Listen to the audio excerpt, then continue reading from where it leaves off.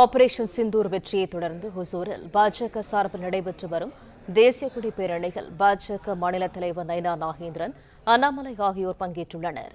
கூடுதல் தகவல்களை தருகிறார் எமது செய்தியாளர் அருண். அருண், வணக்கம். முழு விவரங்கள் என்ன? வணக்கம். பகல்காம் பகுதியில் தீவிரவாதிகள் துப்பாக்கிச் சூடில் 26 பேர் பலியான நிலையில் இந்திய ராணுவம் ஆபரேஷன் சிந்தூர் என்ற பெயரில் இந்திய ராணுவம் பாகிஸ்தான் பயங்கரவாதிகளின் முகாம் மீது ஏவுகணை வீசி நடத்திய பதில் தாக்குதலில் 100க்கும் அதிகமான தீவிரவாதிகளை கொல்லப்பட்டதாக கூறப்படுகிறது.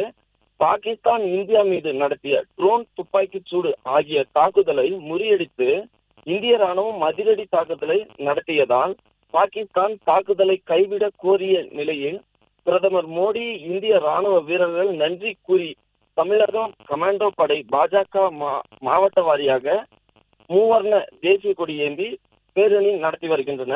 அதன் ஒரு பகுதியாக ஒசூரில் நடந்து வரும் தேசிய கொடி ஏந்தி நன்றி தெரிவிப்பு பேரணி பாஜக மாநில தலைவர் நைனா நாகேந்திரன் முன்னிலையில் முன்னாள் தலைவர் அண்ணாமலை ஆகியோர் பங்கேற்றுள்ளனர். இதில் சுமார் 1500க்கும் மேற்பட்டோர் கலந்து கொண்டு இந்த பேரணியை நடத்தி வருகின்றனர். பிளே ஸ்டோர் மற்றும் ஆப் ஸ்டோரில் இருந்து பாலிமர் செயலியை QR கோடு மூலம் பதிவிறக்கம் செய்யுங்கள். செய்திகளை உடனுக்குடன் பெறுங்கள்.